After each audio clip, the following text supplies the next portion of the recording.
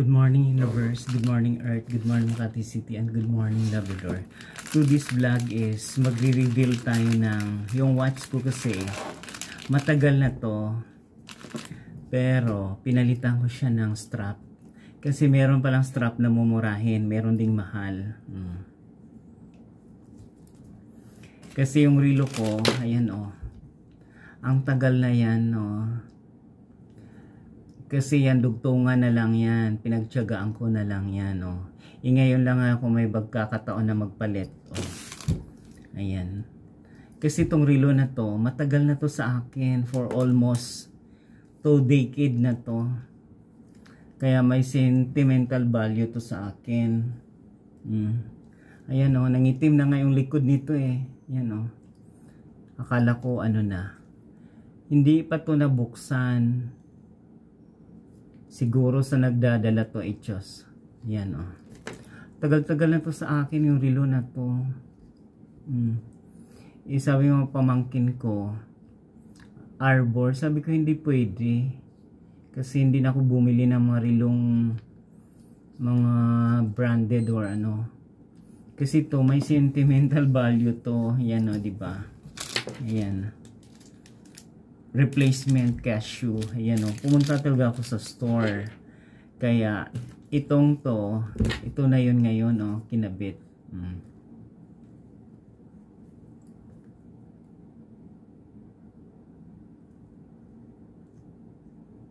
Tama lang siya. Parang ang maliit kasi yung akin una makapal.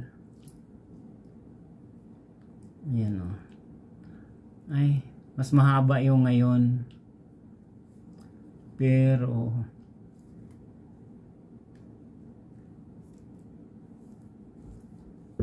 ayan ito yung luma napakinabangan mo na for almost 2 decade, ngayon lang siya nasira, di ba? Ayan siya. Kaya hindi ko to binibigay kasi meron akong relong digital na maganda. Kano na cellphone ko. Panay charge, nababad trip na ako. Ayun, hindi ko na ginamit. Pero nandun yung mukha ko. Ayaw ko na. Nagsasawa din. Ayan. Kaya ito na siya ngayon. Ayan, yung relo. For almost 2 decades siya. Hindi ko sure kung may nagbigay sa akin o binili ko to. Kasi ang tagal na nito. Hindi nasira, hindi pa napalitan ng battery. Mahal yung, hindi ko sure kung magkano bili ko nito. Hindi ko na matandaan sa tagal na ng panahon. Alam mo ng lolo mo, ito nasira na siya. Kaya, sabi ko dun sa lalaki, uwi ko yung replacement. Ayan Kasi matagal ko na siyang serbisyong totoo, 2 decade na. Ayan. Punit na talaga siya. Pero dito naman dapat siya dito na part. Dito talaga wala na. Bumigay na siya. Dito dapat yun Ayan. Kaya malaking pakinabang to sa aking journey, sa aking buhay. Kaya sabi ko, ko siya. Iba-vlog ko siya.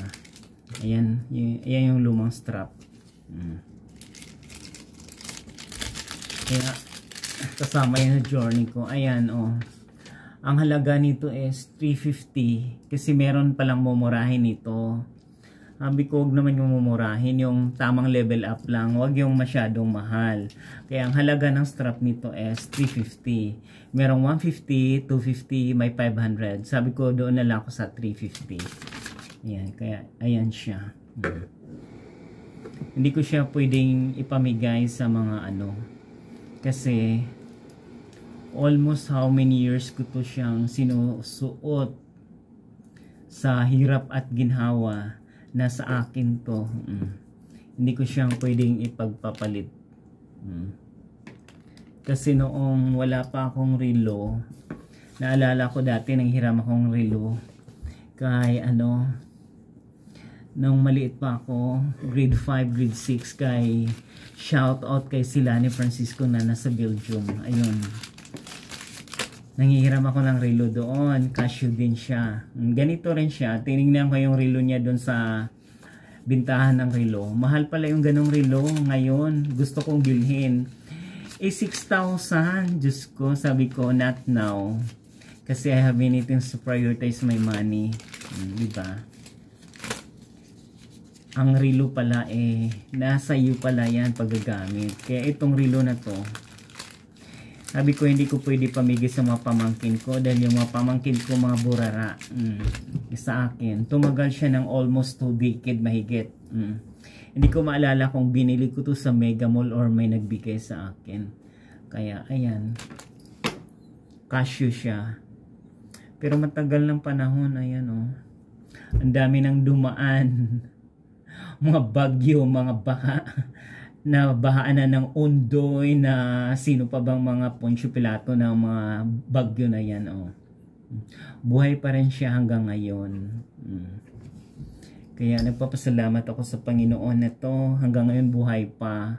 Strap lang pinalitan nito. Kaya ganun talaga ang life. Kung nagustuhan niyo yung vlog ko for today about strap ng watch, please watch, like, share, and subscribe my YouTube channel Journey. Mga kapwa, marami pong salamat.